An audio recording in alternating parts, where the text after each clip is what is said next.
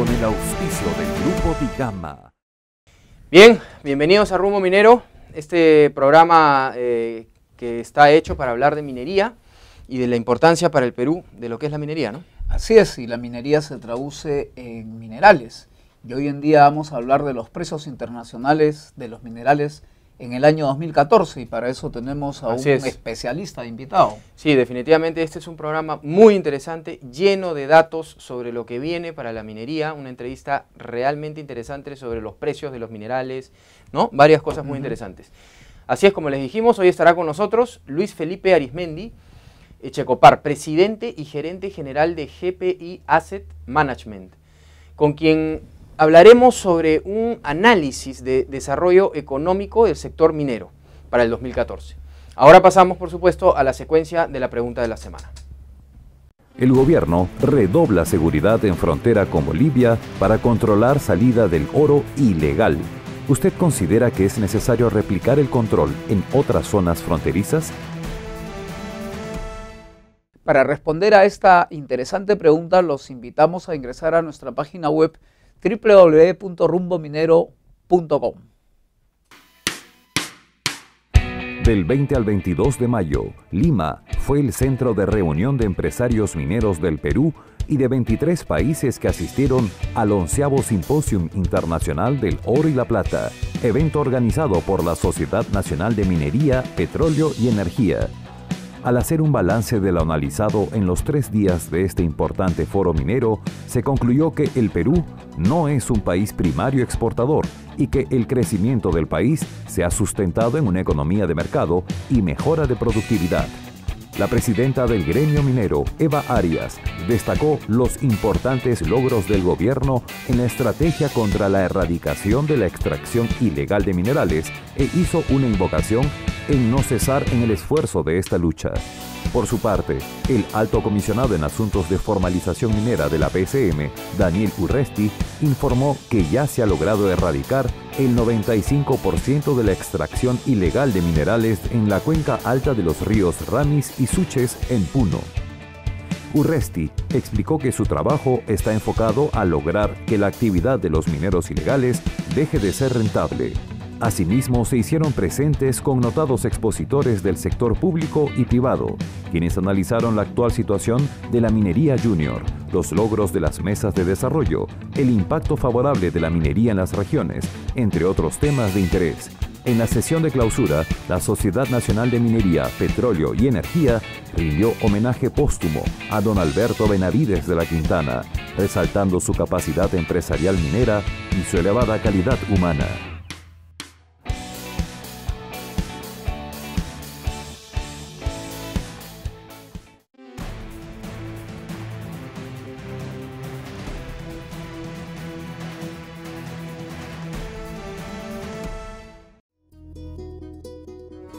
Lo que nos motiva cada día es tener en nuestras manos un producto que permite a nuestros clientes trabajar de manera continua, eficiente y garantizada. Nuestro compromiso con el desarrollo sostenible y responsable está presente en cada una de nuestras acciones. Yo soy Lubcon. Tenemos los mejores lubricantes. Queremos darte el mejor servicio.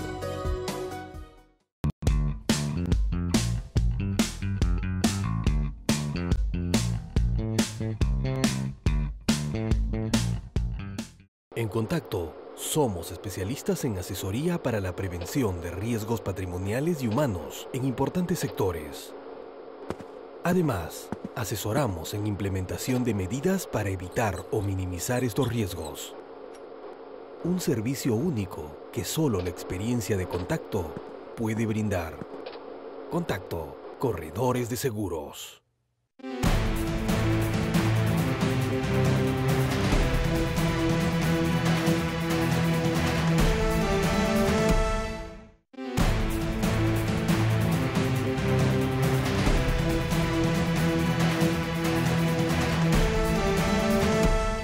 Bien, nos encontramos con Luis Felipe Arizmendi Echecopar, presidente y gerente general de GPI Asset Management. Bienvenido, ¿Qué tal? ¿Cómo estás? ¿Cómo estás? ¿Cómo estás, Luis Felipe? Bienvenido. Luis Felipe, cuéntanos un poco cómo ves el sector minero con respecto a los precios. cuál va a ser la evolución de los precios para los años que vienen? Se habla mucho de arriba abajo y de abajo arriba, como siempre, pero tú que eres un entendido del tema, ¿cómo ves tú este? Bien, gracias. En general, los precios de los minerales y particularmente los metales que produce Perú, y me voy a concentrar en ellos, que son básicamente en metales preciosos, oro y plata. Perú prácticamente no produce ni platino ni paladio.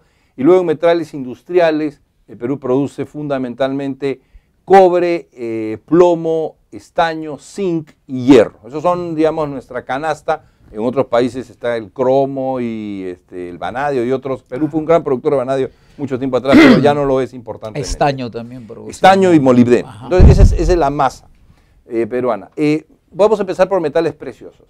El oro ha tenido un año horroroso, el año 2013, ¿no es cierto?, con una caída que estaba poco más allá de casi los $1.700 la onza y cayó en diciembre a poco menos de los $1.200 la onza. Se ha recuperado importantemente, llegó la semana pasada a 1.390 en un momento de un salto. Allí, por ejemplo, en el oro, que está aproximadamente los $1.360 la onza, hay como opiniones divergentes.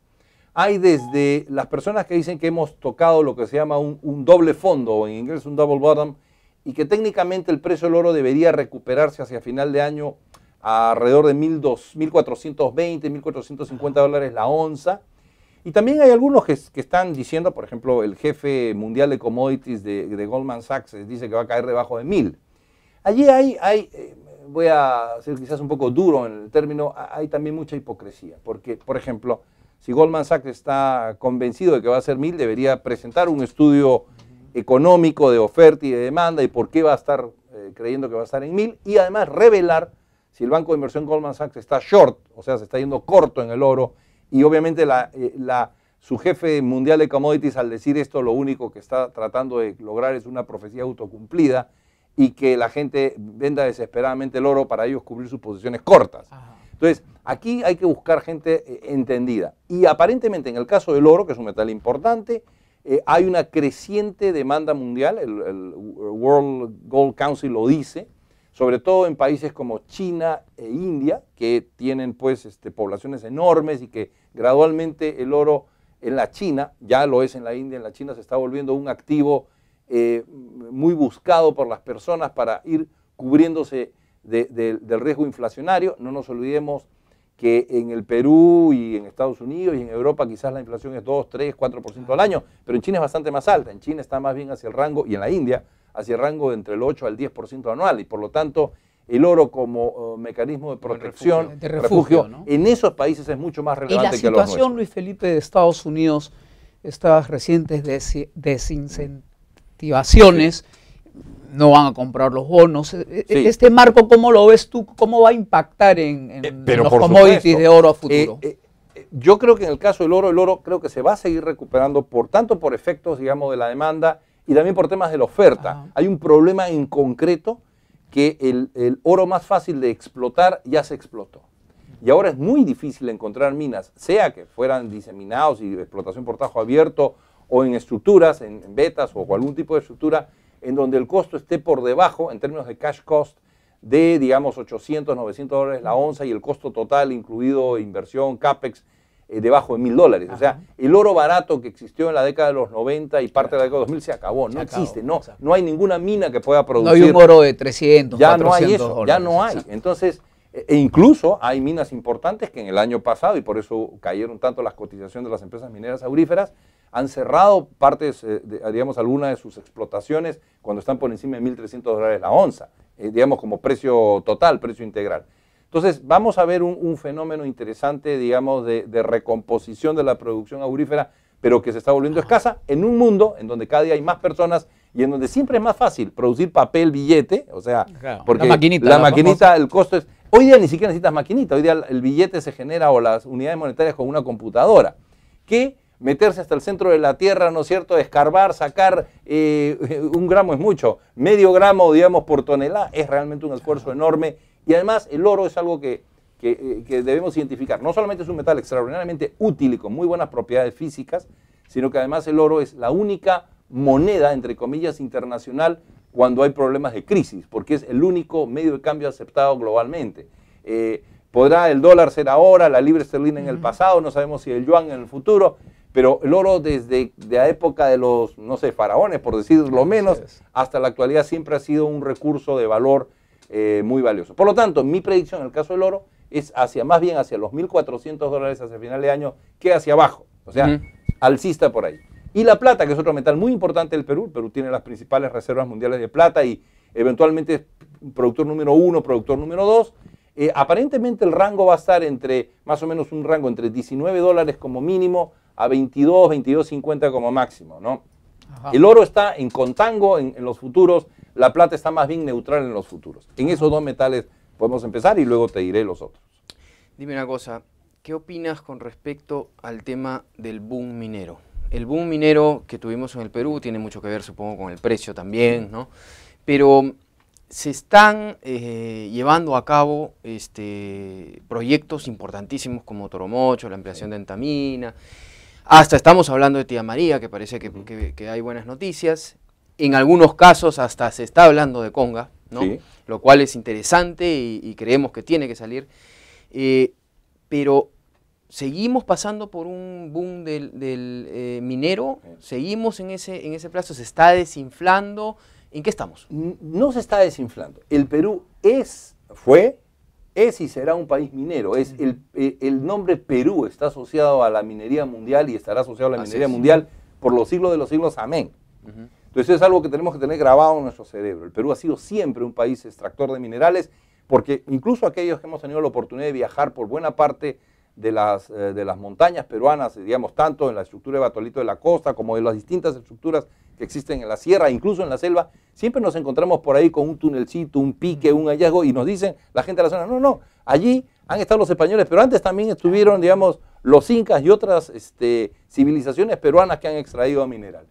En el caso concreto, el Perú tiene un modelo que además ya lo han venido siguiendo otros países desarrollados, porque acá se nos quiere contar que los países mineros somos países subdesarrollados, salvajes, embrutecidos. No es así. Tú tienes países como Canadá, Australia, la misma Noruega en el caso del petróleo, Estados Unidos. Países, China misma es un gran pero para poner dos casos típicos, Canadá y Australia, cuyo principal motor de desarrollo es la actividad minero-energética petrolífera, en el caso del Canadá, minera fundamentalmente en el caso de Australia. Entonces son los elementos que te permiten grandes capacidad exportadora, recursos abundantes, ¿no es cierto?, que provienen precisamente de esa exportación, y a su vez un enlazamiento con la actividad minera que mueve la actividad de transporte, de alimentación. Toda una cadena. Exacto, toda la cadena de manufactura, etcétera, como ocurre en el Perú. Fíjense que, por ejemplo, en caso de empleo, por cada puesto de trabajo que se genera directamente en un proyecto minero, se generan no menos de tres puestos de trabajo indirectos permanentes. O sea, no estoy diciendo que durante la explotación de la mina. Si la mina tiene, por ejemplo, 2.500 trabajadores, como es el caso de Toromocho, Toromocho genera no menos de 7.500 puestos de trabajo adicionales, digamos, de toda la gente que tiene que hacer el servicio de la mina. Justo eso quería preguntarte. ¿Qué va a significar, Luis Felipe, que hacia el 2016 nosotros más que vamos a duplicar nuestra producción de cobre? Vamos a pasar de 1.4 a 2,7 millones de toneladas con Toromocho, las Bambas, la ampliación de Cerro Verde y un sinnúmero. ¿Cómo va a impactar esta duplicación de la producción en la economía nacional? En términos de, hay dos impactos. Uno, obviamente, como país de referencia, el Perú se va a acercar mucho más a Chile. Chile está, digamos, dependiendo cómo se le quiera medir hacia futuro, no menos de, digamos, de 5 millones de toneladas en el caso chileno, pero Perú va a estar ahí, número 2, cerca, con 2,7, 2,8 millones a partir del año 2016. En puestos, pero todavía nos falta, no, obviamente, nos vamos a acercar. Exacto, todavía sigue siendo muy relevante, pero eso, digamos, si nosotros, y esto no significa generar una especie de una coordinación de precios, pero digamos, Perú y Chile van a tener un rol muy relevante en el mercado cuprífero mundial y eventualmente el cobre que es tan necesario y que lamentablemente, digamos, en el precio de los futuros está en backwardation, o sea, el cobre sí, los futuros están un poquito hacia la baja, probablemente por el efecto de una mayor oferta mundial. Pero si nosotros logramos yo no diría coordinar, pero por lo menos no ser tan antagónicos en nuestra producción de cobre. El cobre debería mantenerse en un rango sólido entre 2,5 a 3 dólares la libra, digamos, y que cubre ampliamente los costos de producción en el Perú. Ahora, en el lado ya de de exportaciones, esto puede significar añadir entre 10 a 12 mil millones de dólares anuales en el largo plazo en producción de cobre, que nos da unas reservas internacionales muy cómodas. Entonces, si nosotros con ese nivel de reservas internacionales y nivel de ingresos que van a venir por el lado de impuestos, etcétera, etcétera, somos lo suficientemente inteligentes como para también voltear hacia el otro lado y favorecer un mayor desarrollo de la infraestructura, mucho más desarrollo de la educación, de manera que ampliemos la capacidad, digamos, de emplearse de las personas, y comunicamos al Perú. Si al Perú lo llenamos de buenas carreteras, puentes, autopistas en los lugares que se necesite, electricidad, comunicaciones, y con eso, con la belleza que tiene nuestro país, hacemos crecer el sector turismo. Entonces, la minería nos va a servir para generar un sector terciario que además exporta, porque el Perú obviamente... Yo creo que el tema minero definitivamente es algo que nos enorgullece a todos y que el dinero está ahí. Pero por supuesto, es una bendición ser un país minero. Así es, pero el problema está en la ejecución,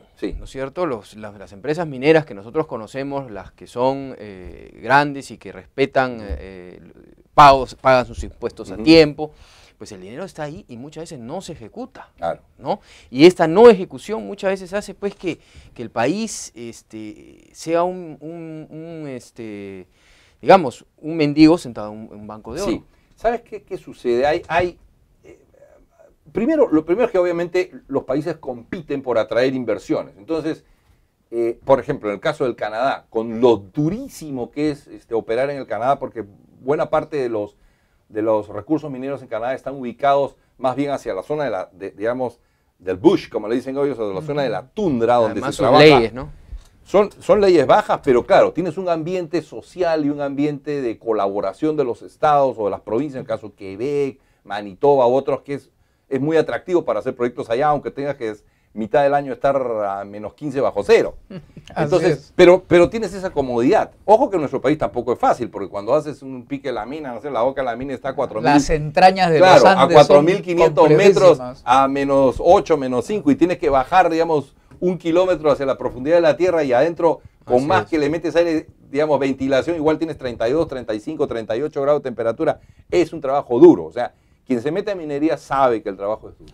Pero la ventaja que tenemos nosotros es que nuestro país, digamos, si logramos articular esto y que la clase política, no únicamente al más alto nivel, sino a nivel de los gobiernos regionales y los gobiernos municipales, entienden que colaborando con la minería y hablándose de cara a cara, mirándose a los ojos, se pueden entender mejor, y que eso va a contribuir al bienestar de las poblaciones, habremos encontrado la llave del desarrollo, porque la tenemos, pero la tenemos que abrir esa puerta, ¿no es cierto?, y dar espacio para que muchas otras actividades prosperen gracias a los recursos que la minería le da al Perú. Así es, Luis Felipe, y creo que ya somos grandes con respecto a que hemos tenido muchas experiencias en el Perú, caso Cajamarca, ¿no? Y lo mal que le hace al país o a las regiones cuando simplemente le cierran las puertas a la minería, que ya se demostró que no era ni por agua, ¿no? Más que era un tema político. Además vienen las elecciones regionales próximamente